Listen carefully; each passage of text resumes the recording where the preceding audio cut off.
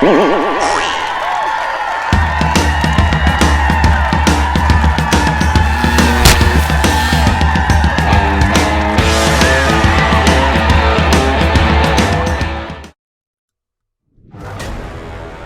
guys, Comic Boom here to review King of Spies #3. Man, I gotta tell you, man, Mark Miller and Matteo Scalera are they're doing a great job on this series.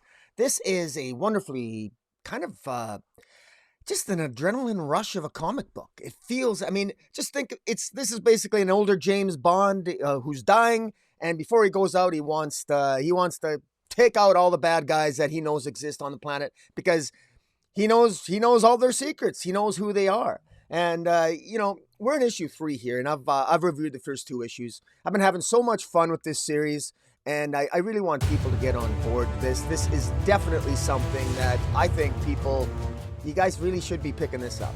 This is an absolute blast. I mean, we got this guy Roland King. I mean, I think he's probably in his 60s.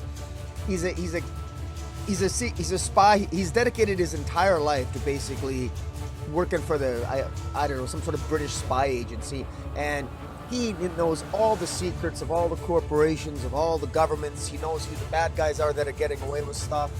He knows how the world really works and how the world really runs, and he knows everyone's secrets. And he's dying, and he realizes that he doesn't have much of a family. He's he's divorced.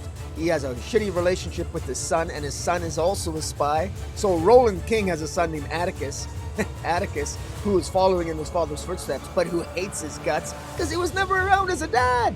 Roland King was a terrible father, and he admits it. And now he's dying from some sort of crazy disease, and he's propped up on medication, and he's trying to kill and take out as many possible people as he can. And he just goes to town on this. And I got to tell you, one of the great things about this is the art here by Matteo Scalera. This is gorgeous stuff. This is really gorgeous stuff. I mean, the cover art, and what I love the fact that it's all one artist too, because that's one great thing about this. And one of the things that becomes quite clear as you're reading this series is just how consistent everything is. I mean, it's fast paced, it's easy to read, it's easy to follow. It's a little bit tropey. It's kind of a little bit predictable, maybe, because this is Mark Miller. He's writing this. I mean, it even says created by Mark Miller at Netflix. I mean, this is almost surely to God, this is destined to be a Netflix movie. And can anybody not picture Pierce Brosnan in the lead role as an older Roland King, a disgruntled former James Bond-like spy, just sort of pissed off at the world? I'm telling you, this third issue already starts off with Roland King right in the middle of taking out so many people. He kills the former Prime Minister of Pakistan. He kills 20 senior Saudis. He feeds a Russian billionaire to a polar bear in the Moscow Zoo. I mean, he kills a Hollywood producer who's a pedophile with smart piss, something called smart piss, which is basically little nanites. He stands beside the Hollywood producer, literally in the bathroom, and he basically, I mean, how he takes this guy out, I mean, it's just kind of sick. He literally stands beside the guy in the bathroom, and this little nanite is in his urine, and then the urine travels from his urine out of his bladder into the bladder of the producer, and basically explodes the producer. He dies terribly. I mean, this guy's insane. I mean, Roland King. I mean, I guess he's not insane. Probably, as he would put it, for the first time in his life, which is going to end in about 6 months, he has finally decided he wants to do something about all the scum that's in the world. And he feels, he didn't make a difference. All that time he was a spy in the 80s and the 90s. And what did he accomplish? He accomplished nothing. All he did was perpetuate a status quo. And look where the world's at now. The world is a complete shithole still. We got corporations essentially ruling the world. We got governments, but the governments are corrupt. We got the billionaires control everything. So whether you're in Hollywood or whether you're in government or whether you're part of a spy network or whether you're part of a corporation, I mean, everything is corrupt. And Roland King, before he dies, damn it, he's going to be kicking ass and taking names, and that's what he's doing here. It's clear that one of the things that starts to occur here in issue 3 is you see right away the struggle that the authorities have in stopping Roland King. Now, all the spy agencies know who's doing this, because it could really only be one person, and that's this Roland King guy. This issue starts off where he's literally in Vatican City, and again, he's taken out a cardinal here, and he basically is, he injects I guess he injects something into the cardinal that renders him unconscious, and then takes him out to the woods where all the people whose children were victims of the pedophilia that went on in the Roman Catholic Church, largely because of this particular high honcho, this head guy at the Vatican, who was guilty of orchestrating a massive pedophile ring for the Roman Catholic Church. He somehow this particular cardinal got a particular person made pope on the condition that this pope, cover for him and exonerate him and what have you, or keep him safe. Well, I mean, Roland King gives them to these disgruntled people, and they're basically a mob, and they literally crucify in a horrible manner this cardinal. And again, this is a revenge fantasy comic, and what makes it so good is that that this is a revenge story taken out by centered around a protagonist who genuinely knows all the secrets, and he's very, very good at it. Now, but writer Mark Miller knows that you can't tell it. It's crucial that when you tell a story like this, that you got to give your protagonist, in this case Roland King, you got to give him some flaws. And of course, he does have flaws. He's a terrible father. He's a terrible husband. He's got a son who's now a horrible, not a particularly nice person either. And his own son is looking to find him to kill him, and is looking forward to killing him. And his wife is sort of all depressed, and they've been separated for years. And he's miserable, and he's a cold-hearted killer. And throughout all this hardcore killing, you can't help but to feel a little bit of sympathy for Roland King here, because his flaws are what they are. And his flaws also, he's got one major one, and that is he's dying.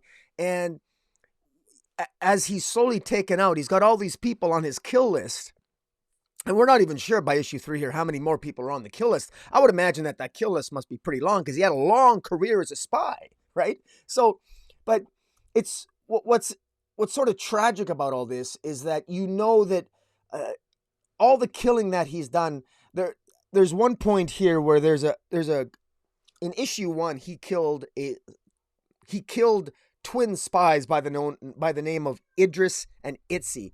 And Idris and Itzi are actually on the front page here, and he literally chopped them in half. When Roland King was a spy in the 1990s, he had a spy mission in Panama City, which is very clearly spelled out in the first issue.